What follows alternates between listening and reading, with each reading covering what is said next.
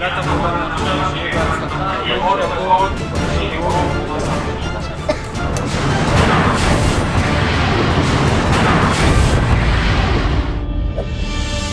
Hezbollah की जंग दिन पर दिन खतरनाक होती जा रही है। इजराइल ने जिस हिजबुल्लाह को अधमरा समझ लिया था, वही संगठन अब इस इजराइल के लिए मुसीबतों का पहाड़ खड़े करते हुए नजर आ रहा है।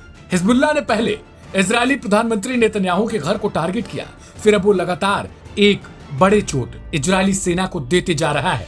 हाल ही में हिजबुल्लाह ने इजराइल के सबसे खतरनाक हर्मिस 900 ड्रोन को मार गिराया था, तो अब उसके फाइटर जेट इजरायली हवाई क्षेत्रों में घुसने की हिमाकत तक करते हुए नजर आ रहे हैं। अब से कुछ ही देर पहले इजरायली मीडिया की ओर से जानकारी दी गई, एक दुश्मन विमान दक्षिणी लेबनान से उत्तरी इजराइल के हवाई क्षेत्र में घुस आया। इजराइल के उत्तरी इलाकों में हवाई हमले के सायरन बजने लगे। जेट को मॉनिटर किया जा रहा है। यह पोर्ट सिटी हाइफा की ओर जाता हुआ दिखाई दे रहा था।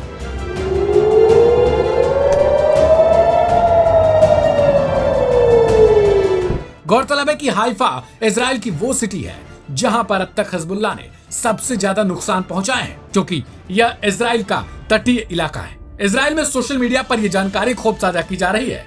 कहा जा रहा है कि इसमें देश के उत्तर में एक ड्रोन के घुसपैठ की कोशिश हुई है। इतना ही नहीं, कुछ दिन पहले तक हिजबुल्लाह के जासूसी ड्रोन तक घुसे हुए थे, इजरायली गतिविधियों पर नजर रख रहे थे और खुफिया जानकारी जुटा रहे थे।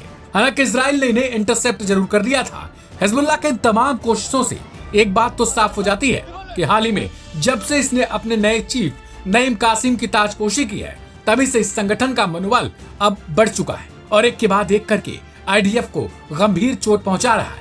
हालांकि दूसरी ओर इजरायली सेना के द्वारा भी ये दावा किया जा रहा है कि उसने हाल ही में एक और बड़ी सफलता हासिल की। इजरायली सेना के दावे के मुताबिक उसने सीनियर हिजबुल्लाह ऑपरेटिव को गिरफ्तार कर लिया है। आईडीएफ की ओर से एक सैन्य अधिकारी के मुताबिक लेबनान के तटीय शहर बटरून में कमांडो ऑपरेशन के दौरान वरिष्ठ हिजबुल्लाह ऑपरेटिव को अरेस्ट कर लिया गया।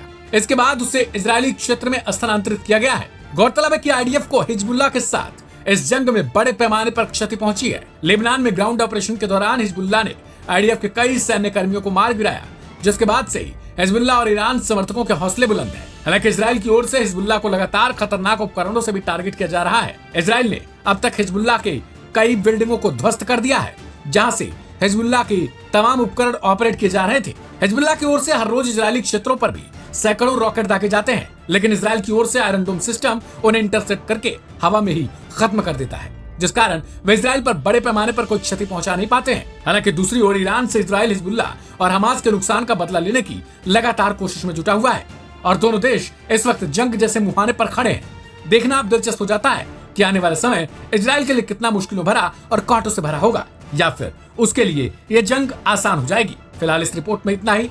तमाम खबरों से जुड़े रहने के लिए अभी सब्सक्राइब करें लाइव हिंदुस्तान।